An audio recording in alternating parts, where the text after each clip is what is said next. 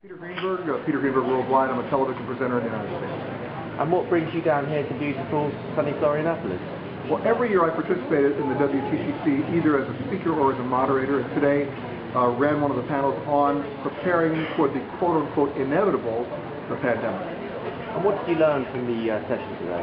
Well, probably the biggest takeaway was the numbers that were given out by Oxford Economics, which were that if you have other problems like political unrest or terrorism activity, people will adjust their travel schedule and their travel destinations and go somewhere else. They won't stop traveling. The minute you mention the word pandemic, they don't adjust, they just stop traveling. So what I think needs to be done, from the travel industry perspective, but from a medical and health perspective, is to come up with a definition of terms as to what pandemic means, so that people understand what we're really dealing with here versus what they perceive we're dealing with here. Otherwise, the worst four-letter word that starts with F, you know what it is, it's fear.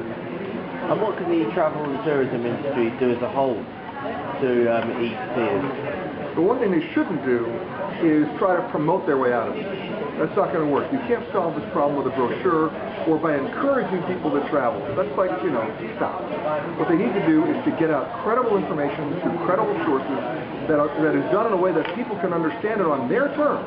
Not medical terms, not epidemiological terms, on their terms, to understand that their risks are so minimized if they just practice good basic personal hygiene.